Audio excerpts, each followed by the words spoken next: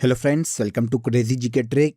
तो आइए daily current affairs की सीरीज को आगे बढ़ाते हैं और आज के इस वीडियो में हम 27 सितंबर 2023 के सभी इंपॉर्टेंट करंट अफेयर्स को एक एक करके यहाँ पर डिस्कस कर लेते हैं। वीडियो में एंड तक बने रहिएगा। वीडियो पसंद आए तो वीडियो को लाइक और शेयर कर दीजिएगा। इसके अलावा अगर आपको इस टॉपिक की PDF को डाउनलोड करना है तो आप क्रेजी जीके ट्रिक के एप्लीकेशन से या फिर क्रेजी जीके ट्रिक के टेलीग्राम चैनल पर जाकर फ्री ऑफ कॉस्ट इसकी PDF को कलेक्ट कर सकते हैं।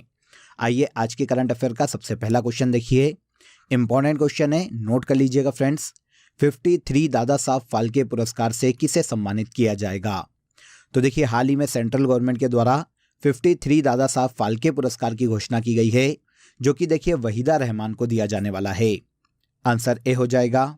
आप सभी जानते हैं कि वहीदा रहमान बॉलीवुड की प्रसिद्ध अभिनेत्री है फ्रेंड्स, जिन्हें हाल ही में 53वां दादा साहब फाल्के पुरस्कार दिए जाने की घोषणा की गई है।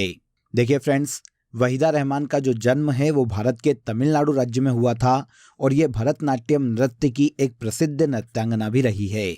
इन्होंने अपने करियर की शुरुआत साउथ सिनेमा से की थी और साउथ में एक मूवी बनाई थी जो कि इनकी पहली मूवी थी, जिसका नाम था रोजुलू मराई। और पहली हिंदी फिल्म की बात करें तो CID वहीदा रहमान की पहली हिंदी फिल्म थी। इसके बाद देखिए, इन्होंने बॉलीवुड में काफ़ी सफल फिल्में दी है फ्रेंड्स, जैसे गाइड, प्यासा, कागज के फूल, ये सभी वहीदा रहमान की फिल्में हैं।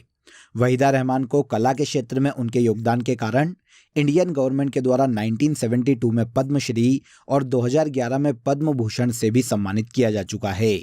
और अब जाके 2023 में इन्हें 53वें दादा साहब फाल्के पुरस्कार दिए जाने की घोषणा की गई है। अब यहाँ पर देखिए, दादा साहब फाल्के अवार्ड की अगर हम बात करें तो जैसा कि अभी मैंने आपको बताया था कि ये इंडियन गवर्नमेंट के द्वारा दिया जाता है। भारत सरकार की ओर से सिनेमा जगत में दिया जाने वाला ये देश का सर्वोच्च वार्षिक सम्मान है। ये किसी भी व्यक्ति को भारतीय सिनेमा के क्षेत्र में आजीवन योगदान के लिए दिया जाता है। इसकी शुरुआत भारत में 1969 में की गई थी और पहली बार 1969 में ये देविका रानी रोरिक को दिया गया था। लास्ट ईयर 52वां दादा साहब फाल्के पुरस्कार आशा पारेख को दिया गया था। तो क्लियर हो जाता है, अब 53वां दादा साहब फाल्के पुरस्कार वहीदा रहमान को दिया जाएगा। देखिए दोस्तों, अगर आपको मंथली करंट अफेयर्स की डिटेल PDF लेना है तो आप रूट एप्लीकेशन या क्रेजी जीके ट्रिक एप्लीकेशन से डाउनलोड कर सकते हैं। साथ ही आप वीडियो के कमेंट बॉक्स में भी लिंक दिया हुआ है, जहां से क्लिक करके आप ले सकते हैं। इन मंथली करंट अफेयर्स PDF में देखिए पूरे मंथ के जो सबसे ज़्यादा एग्जाम रिलेवेंट क्वेश्चन होते हैं, उन क्वेश्चन को यहाँ पर डिटेल के साथ प्रोवाइड किया गया है, जो एग्जाम के लास्ट टाइम रिवीजन में आपको बहुत हेल्प करता है। तो एक बार जरूर क्लिक करें। चलिए आगे बढ़ते हैं। इसके बाद सेकेंड क्वेश्चन देखिए, 5वें विश्व कॉफी सम्मेलन का आयोजन कहाँ पर प्रारंभ हुआ? तो 5वें विश्व कॉफी सम्मेलन का आयोजन हाल ही में कर्नाटक के बेंगलुरु में शुरू किया गया है। आंसर ए हो जाएगा। कर्नाटक के बेंगलुरु में 25 सितंबर को ये शुरू किया गया है और 28 सितंबर तक चलने वाला है। कर्नाटक के बेंगलुरु में इसकी शुरुआत 25 सितंबर को की गई है और ये 28 सितंबर तक चलने वाला है। देखिए, भारत में इस कार्यक्रम का आयोजन भारतीय कॉफी बोर्ड, वाणिज्य एवं उद्योग मंत्रालय और ICO द्वारा संयुक्त रूप से किया गया है। यह पहली बार है फ्रेंड्स जब एशिया के किसी देश में वर्ल्ड कॉफी सम्मेलन का आयोजन किया जा रहा है। इस साल ये 5वां वर्ल्ड कॉफी सम्मेलन है, जिसके ब्रांड एम्बेसडर भारतीय टेनिस खिलाड़ी रोहन बोपन्ना को बनाया गया था। Sustainability through circular economy and regenerative agriculture 2023 में वर्ल्ड कॉफी कॉन्फ्रेंस की थीम है। अब देखिए, पूरे वर्ल्ड में इसके लिए काम करने वाली जो संस्था है वो ICO है, जिसे इंटरनेशनल कॉफी ऑर्गेनाइजेशन के नाम से जाना जाता है। इस संस्था की स्थापना यूनाइटेड नेशन के तत्वाधान में 1963 में की गई थी। इसका मुख्यालय UK के लंदन में स्थित है। और यहाँ पर अगर हम भारत के शीर्ष कॉफी उत्पादक राज्यों की बात करें, स्टेट की बात करें, तो भारत में सबसे ज्यादा कॉफी का उत्पादन कर्नाटक राज्य करता है। सेकेंड पर केरल का नाम आता है और तीसरे नंबर पर तमिलनाडु का नाम आता है। तो ये 3 भारत के सबसे बड़े कॉफी प्रोड्यूसर स्टेट हैं, याद रखिएगा सभी को। यहाँ पर यह भी याद रखिएगा कि 5th वर्ल्ड कॉफी कॉन्फ्रेंस का आयोजन भारत के कर्नाटक के बेंगलुरु में किया जा रहा है। इसके बाद नेक्स्ट क्वेश्चन देखिए, नेशनल स्मार्ट सिटी कॉन्फ्रेंस का आयोजन कहाँ किया जा रहा है? क्वेश्चन ये भी इंपॉर्टेंट है, नोट कर लीजिएगा। नेशनल स्मार्ट सिटी कॉन्फ्रेंस का आयोजन मध्य प्रदेश के इंदौर में किया जा रहा है। मध्य प्रदेश के इंदौर में 27 से लेकर 29 सितंबर 2023 तक नेशनल स्मार्ट सिटी कॉन्फ्रेंस का आयोजन किया जाएगा। वैसे इंदौर में इस कॉन्फ्रेंस का जो आयोजन है वो यूनियन अर्बन डेवलपमेंट मिनिस्ट्री के द्वारा किया जा रहा है।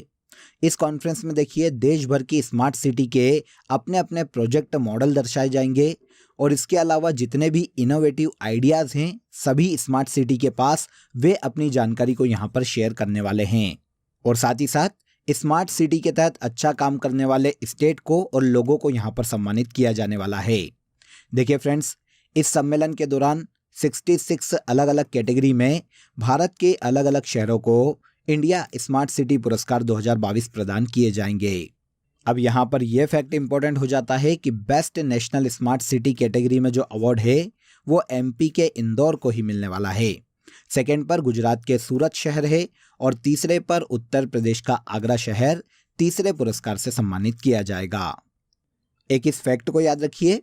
इसके अलावा ये भी याद रखिएगा कि इसी साल 17वें प्रवासी भारतीय सम्मेलन का आयोजन भी इंदौर में ही किया गया था और अब नेशनल स्मार्ट सिटी कॉन्फ्रेंस का आयोजन भी मध्य प्रदेश के इंदौर में ही किया जा रहा है। भारत में देखिए देश के 100 बड़े शहरों को स्मार्ट शहरों में बदलने के उद्देश्य से स्मार्ट सिटी मिशन की शुरुआत 2015 में की गई थी। सेंट्रल की स्कीम्स जब पूछी जाती है तो ये क्वेश्चन आता है, इसलिए इसे याद रखिएगा। विश्व पर्यटन दिवस 2023 की थीम क्या है? तो देखिए पहले तो हम यहाँ पर ये जान लेते हैं कि वर्ल्ड टूरिज्म डे मनाया कब जाता है। तो पूरे वर्ल्ड में 27 सितंबर को हर साल वर्ल्ड टूरिज्म डे के रूप में मनाया जाता है। 2023 में टूरिज्म एंड ग्रीन इन्वेस्टमेंट 2023 के वर्ल्ड टूरिज्म डे की थीम है। आंसर डी हो जाएगा। देखिए 2023 में वर्ल्ड टूरिज्म डे की होस्ट कंट्री सऊदी अरब है और इसके पहले लास्ट ईयर 2022 में इंडोनेशिया ने इसे होस्ट किया था।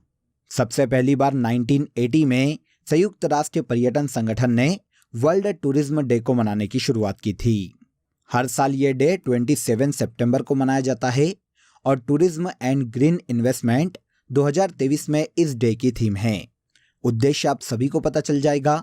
पूरे वर्ल्ड में टूरिज्म के प्रति लोगों को प्रेरित करने के उद्देश्य से, टूरिज्म के प्रति जागरूकता बढ़ाने के उद्देश्य से और वर्ल्ड की सांस्कृतिक और प्राकृतिक विरासत के संरक्षण के उद्देश्य से हर साल 27 सितंबर को वर्ल्ड टूरिज्म डे के रूप में मनाया जाता है। इसके बाद देखिए देश की पहली ग्रीन हाइड्रोजन फ्यूल बस किस शहर में शुरू की गई है? तो देश की पहली ग्रीन हाइड्रोजन फ्यूल बस की शुरुआत नई दिल्ली में की गई है। देखिए दिल्ली के कर्तव्य पथ पर हाल ही में केंद्रीय पेट्रोलियम मिनिस्टर हरदीप सिंह पुरी ने देश की पहली ग्रीन हाइड्रोजन फ्यूल बस की शुरुआत की। देश में पॉल्यूशन को कम करना इस ग्रीन हाइड्रोजन फ्यूल बस की शुरुआत का मुख्य उद्देश्य है। हाइड्रोजन के बारे में आप सभी जानते हैं, ये एक रासायनिक तत्व है फ्रेंड्स, जो कि पेरियोडिक टेबल में सबसे हल्का तत्व है। हाइड्रोजन को फ्यूचर ऑफ फ्यूल के नाम से भी जाना जाता है। तो देश की पहली ग्रीन हाइड्रोजन फ्यूल बस की शुरुआत नई दिल्ली में कर्तव्य पथ पर की गई है। ओके, यहां तक के देखिए सभी क्वेश्चन आपको इजीली क्लियर हो गए होंगे। आ जाइए आज की कंट्री इन न्यूज में हम यूरोप के 2 छोटे छोटे देशों को डिस्कस कर लेते हैं जो कि पूरे वर्ल्ड के सबसे छोटे देश हैं। सबसे पहला है वेटिकन सिटी और दूसरा है मोनाको। देखिए वेटिकन सिटी की बात करते हैं तो ये इटली के रोम शहर के बीच में बसा हुआ है जो कि विश्व का सबसे छोटा देश है। यहाँ की ऑफिशियल करेंसी यूरो है। वेटिकन सिटी को ही यूनेस्को साइट का दर्जा दिया गया है। टाइबर नदी वेटिकन सिटी की प्रमुख नदी है और Saint Peter church Roman Catholic धर्म का प्रमुख धर्म स्थान है जो कि वेटिकन सिटी में स्थित है। रोमन कैथोलिक धर्म के देखिए प्रमुख धर्म गुरु जिन्हें पॉप कहा जाता है, उनका निवास स्थान भी वेटिकन सिटी ही है। तो ये वर्ल्ड का सबसे छोटा देश है। सेकेंड वर्ल्ड का सबसे छोटा देश है मोनाको, जिसकी कैपिटल भी मोनाको है। यहाँ पर भी ऑफिशियल करेंसी यूरो ही यूज की जाती है। यहाँ के राष्ट्र प्रमुख प्रिंस अल्बर्ट सेकेंड है। मोनाको की सीमा फ्रांस और भूमध्य सागर से लगती है और यह दुनिया का दूसरा सबसे छोटा देश है, जिसके बारे में अभी हमने डिस्कस किया है। तो ये 2 छोटे छोटे देश हैं। यहाँ पर ज़्यादा फैक्ट है नहीं, लेकिन जितने भी एग्जाम में देखने को मिल सकते हैं वो यहाँ पर मैंने आपको डिटेल में समझा दिए हैं। नेक्स्ट क्वेश्चन देखिए, हाल ही में किसे पीएम नरेंद्र मोदी का सलाहकार नियुक्त किया गया है? तो देखिए सेंट्रल गवर्नमेंट के द्वारा भारत के पीएम नरेंद्र मोदी का पुनः सलाहकार अमित खरे को नियुक्त किया गया है। अमित खरे की बात करें तो ये भारत के पूर्व आईएएस अधिकारी है फ्रेंड्स, जिनकी सेवा में विस्तार किया गया है और पुनः इन्हें इसी पद पर नियुक्ति दी गई है। वैसे पीएम के सलाहकार के रूप में अमित खरे को 2021 में नियुक्त किया गया था और इनका कार्यकाल 2 साल का था। अब इनके कार्यकाल को 2 साल का और विस्तार दिया गया है। अमित खरे के अलावा तरुण कपूर भी देखिए वर्तमान में पीएम नरेंद्र मोदी के अन्य सलाहकार हैं। और इसके अलावा पीएम के प्रमुख सचिव की बात करें तो ये डॉक्टर पी.के. मिश्रा हैं, जो कि वर्तमान में पीएम के प्रमुख सचिव के पद पर हैं। अमित खरे को जान लीजिए, ये झारखंड कैडर के 1985 बैच के एक आईएएस अधिकारी है और 2021 में ये अपने आईएएस के पद से सेवानिवृत्त हो गए थे और उसके बाद 2021 में ही इन्हें पीएम का सलाहकार नियुक्त किया गया था। उत्तरी क्षेत्रीय परिषद की 31वीं बैठक की अध्यक्षता किसने की है? तो देखिए, नॉर्दर्न रीजनल काउंसिल की हाल ही में 31वीं बैठक हुई थी, जिसकी अध्यक्षता भारत के गृह मंत्री अमित शाह के द्वारा की गई है। आंसर डी हो जाएगा। अब बैठक कहाँ आयोजित की गई ये भी याद रखिएगा। तो देखिए, उत्तरी क्षेत्रीय परिषद की 31वीं बैठक का आयोजन पंजाब के अमृतसर में किया गया है। इस उत्तरी क्षेत्रीय परिषद में भारत में पंजाब, हरियाणा, राजस्थान, हिमाचल प्रदेश और केंद्र शासित प्रदेश दिल्ली, जम्मू कश्मीर, लद्दाख और चंडीगढ़ शामिल है। अब पहले ये जान लेते हैं कि उत्तरी क्षेत्रीय परिषद एक्चुअल में है क्या। तो देखिए, क्षेत्रीय परिषदों की बात करें तो ये भारत का एक वैधानिक निकाय है, जिसका उद्देश्य केवल राज्यों के बीच में सहयोग को बढ़ावा देना है। राज्य पुनर्गठन अधिनियम 1956 के तहत 1957 में भारत में 5 क्षेत्रीय परिषदों की स्थापना की गई थी। इसके अध्यक्ष भारत के गृह मंत्री होते हैं, तो वर्तमान में ये अमित शाह है। इसीलिए उत्तरी क्षेत्रीय परिषद की 31वीं बैठक, जिसका आयोजन पंजाब के अमृतसर में किया गया है, इसकी अध्यक्षता भी अमित शाह के द्वारा की गई है, जो कि भारत के गृह मंत्री हैं। हाल ही में भाभा परमाणु अनुसंधान केंद्र का निदेशक किसे बनाया गया है? तो भाभा परमाणु अनुसंधान केंद्र को ही बार्क के नाम से जाना जाता है, जिसके हाल ही में नए डायरेक्टर विवेक भसीन नियुक्त किए गए हैं। विवेक भसीन की बात करें तो ये वरिष्ठ परमाणु वैज्ञानिक है फ्रेंड्स, जिन्हें हाल ही में बार्क का नया डायरेक्टर नियुक्त किया गया है। विवेक भसीन के पहले अजीत कुमार मोहंती बार्क के डायरेक्टर के पद पर थे, जिन्हें देखिए मई 2023 में परमाणु ऊर्जा आयोग के अध्यक्ष पद पर नियुक्ति दी गई थी। और अजीत कुमार मोहंती के हटने के बाद, क्योंकि बार्क के डायरेक्टर का पद अस्थायी रूप से खाली था, इसीलिए अब बार्क के डायरेक्टर के रूप में विवेक भसीन को नियुक्त किया गया है। वैसे भाभा परमाणु अनुसंधान केंद्र, जिसे बार्क के नाम से जाना जाता है, इसका नाम आपने काफी सुना होगा। यह भारत सरकार के परमाणु ऊर्जा विभाग के अंतर्गत भारत का एक परमाणु अनुसंधान केंद्र है, जिसकी स्थापना देखिए 1954 में की गई थी और यह महाराष्ट्र के मुंबई में स्थित है। यहाँ पर इस एक और फैक्ट को भी नोट कर लीजिएगा कि भारत में परमाणु कार्यक्रम के जनक डॉक्टर होमी जहांगीर भाभा है। क्वेश्चन हमारा बार्क के नए डायरेक्टर से है, तो ये कौन बनाए गए हैं? ये विवेक भसीन बनाए गए हैं। नेशन कॉलिंग बुक किसके द्वारा लिखी गई है? तो नेशन कॉलिंग, जो कि एक बुक है फ्रेंड्स, इसे आईएएस अधिकारी सोनल गोयल ने लिखा है। हाल ही में भारत के सेंट्रल मिनिस्टर किरण रिजिजू ने देखिए इस बुक को लॉन्च किया है, जो कि आईएएस अधिकारी सोनल गोयल के द्वारा लिखी गई है। अब बात आती है कि नेशन कॉलिंग बुक किससे रिलेट करती है। तो देखिए फ्रेंड्स, इस बुक में यूपीएससी की परीक्षा से संबंधित जानकारी दी गई है कि परीक्षा में कैसे सफल होना है, यूपीएससी एग्जाम क्लियर करने के लिए क्या स्ट्रेटेजी बनानी चाहिए, क्या नॉलेज चाहिए होगा, इन सभी के बारे में इस बुक में बात की गई है। तो नेशन कॉलिंग आईएएस अधिकारी सोनल गोयल की पुस्तक है। इसके अलावा देखिए अदर फेमस बुक्स की बात करें तो रिंग साइड, ये डॉक्टर विजय दर्दा की पुस्तक है। नेहरू, तिब्बत एंड चाइना, अवतार सिंह भसीन की पुस्तक है। अजय टू योगी आदित्यनाथ, शांतनु गुप्ता की बुक है। अंबेडकर अ लाइफ, शशि थरूर की पुस्तक है। और made in India 75 years of business and enterprises, Amitabh Kant की बुक है। तो ये सभी अदर फेमस बुक है जो कि एग्जाम में देखने को मिल सकती है, इन्हें याद रखिएगा। इसके बाद आज के करंट अफेयर का सबसे लास्ट क्वेश्चन देखिए, हाल ही में किस राज्य सरकार द्वारा मुख्यमंत्री ग्रामीण आवास न्याय योजना की शुरुआत की गई है? तो ग्रामीण आवास न्याय योजना छत्तीसगढ़ गवर्नमेंट के द्वारा हाल ही में लॉन्च की गई। छत्तीसगढ़ के बिलासपुर जिले में हाल ही में मुख्यमंत्री ग्रामीण आवास न्याय योजना को लॉन्च किया गया है। देखिए नाम से आपको उद्देश्य समझ में आ जाएगा कि राज्य में बेघर और ग्रामीण इलाकों में जो कच्चे मकान वाले परिवार हैं उन्हें वित्तीय सहायता प्रदान करना इस योजना का मुख्य उद्देश्य है। इसके पहले चरण में देखिए राज्य में ऑलमोस्ट 47,000 आवासहीन परिवारों को शामिल किया जाएगा और आगामी वर्षों में इस योजना के अंतर्गत लगभग 11 लाख परिवारों को इस योजना में शामिल किया जाने वाला है। तो ग्रामीण आवास न्याय योजना छत्तीसगढ़ गवर्नमेंट के द्वारा हाल ही में लॉन्च की गई है। क्लियर? तो देखिए यहाँ पर हमने 27 सितंबर 2023 के सभी करंट अफेयर्स को डिटेल में समझ लिया। अब आ जाइए आज की फैक्ट शीट में हम भारत के अभी तक फाइनेंस कमीशन जो आए हैं उनके बारे में डिस्कस कर लेते हैं और उनके प्रेसिडेंट या अध्यक्ष को जान लेते हैं। यहाँ पर देखिए नियुक्ति वर्ष और अवधि देख लीजिएगा। मैं आपको अध्यक्ष और कौन सा फाइनेंस कमीशन है इसके बारे में बता देता हूँ। तो पहली इन्फॉर्मेशन आपको ये तो पता होगी कि भारतीय संविधान के आर्टिकल 280 में फाइनेंस कमीशन की बात की गई है। पहला फाइनेंस कमीशन 1951 में बनाया गया था जिसके अध्यक्ष के.सी. नियोगी थे।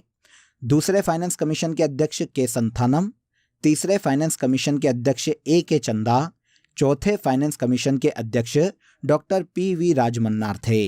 पांचवें फाइनेंस कमीशन के अध्यक्ष महावीर त्यागी। इसके बाद छठे फाइनेंस कमीशन के अध्यक्ष पी. ब्रह्मानंद रेड्डी, सातवें फाइनेंस कमीशन के अध्यक्ष जे.पी. सेलेट, आठवें फाइनेंस कमीशन के अध्यक्ष वाई.पी. चौहान, नौवें फाइनेंस कमीशन के अध्यक्ष एन.के.पी. सॉल्वे, 10वें फाइनेंस कमीशन के अध्यक्ष के.सी. पंथ, 11वें फाइनेंस कमीशन के अध्यक्ष ए.एम. खुसरो। इसके बाद 12वें फाइनेंस कमीशन के अध्यक्ष डॉक्टर सी. रंगराजन, 13वें के डॉक्टर विजय एल. केलकर, 14th वित्त आयोग के अध्यक्ष वाई.वी. रेड्डी थे। ये इंपॉर्टेंट है, ध्यान रखिएगा। 2013 में ये बनाया गया था। इसकी जो सिफारिशें हैं 2015 से 2020 तक लागू हुई थी और अब 15वां वित्त आयोग अस्तित्व में है जो कि 2017 में बना था। एन.के. सिंह मतलब नंद किशोर सिंह इस 15वें वित्त आयोग के अध्यक्ष हैं और इसकी जो सिफारिशें हैं 2021 से 2026 तक लागू हुई है। तो ये सभी भारत के फाइनेंस कमीशन हैं। आई होप आपको समझ में आ गए होंगे। अब आ जाइए लास्ट डे के सेशन में जो करंट अफेयर हमने डिटेल में समझा था उसे हम एक बार यहाँ पर रिवाइज कर लेते हैं। पहला देखिए 19वें एशियाई गेम्स का पहला गोल्ड मेडल भारत ने निशानेबाजी में जीता है। कर्मा पर्व या करम पूजा पर्व झारखंड राज्य का पर्व है। एक्सरसाइज युद्ध अभ्यास भारत और अमेरिका के मध्य में आयोजित किया जाता है। देश में पहली बाइक रेसिंग चैंपियनशिप मोटो जीपी भारत मार्को बेजेची ने अपने नाम की है। हर साल अंत्योदय दिवस 25 सितंबर को मनाया जाता है। जियोर्जियो नेपोलिटानो का हाल ही में निधन हो गया। ये इटली के पूर्व प्रेसिडेंट रह चुके हैं। आगे आइए 19वें एशियाई गेम्स में महिला क्रिकेट टीम ने गोल्ड मेडल अपने नाम किया है। ओसिराइस REX एस्ट्रॉयड मिशन नासा का अंतरिक्ष मिशन है। भारत ड्रोन शक्ति 2023 का आयोजन उत्तर प्रदेश में किया जा रहा है। और लास्ट देखिए CM एलिवेट कार्यक्रम की शुरुआत मेघालय राज्य सरकार के द्वारा हाल ही में की गई है। तो ये सभी ऐसे करंट अफेयर हैं जिन्हें हमने लास्ट डे के सेशन में डिटेल में समझा था। अब आ जाइए आज के लिए आपका क्वेश्चन ऑफ द डे है दक्षिण भारत की सबसे ऊंची चोटी कौन सी है। कमेंट में जरूर बताइएगा कि इस क्वेश्चन का आंसर क्या है। इसके अलावा दोस्तों आप सभी के लिए एक इम्पॉर्टेंट अपडेट है। अब आपके लिए क्रेजी जीके ट्रिक के सभी कोर्सेस वेबसाइट पर भी अवेलेबल है। ये सभी कोर्सेस आप सभी की रिक्वायरमेंट और लेटेस्ट एग्जाम पैटर्न को ध्यान में रखकर डिजाइन किए गए हैं।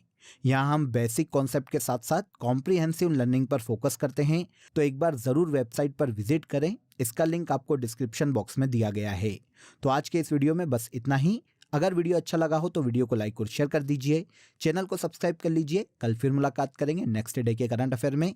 तब तक अपना ख्याल रखिए। जय हिंद, जय भारत।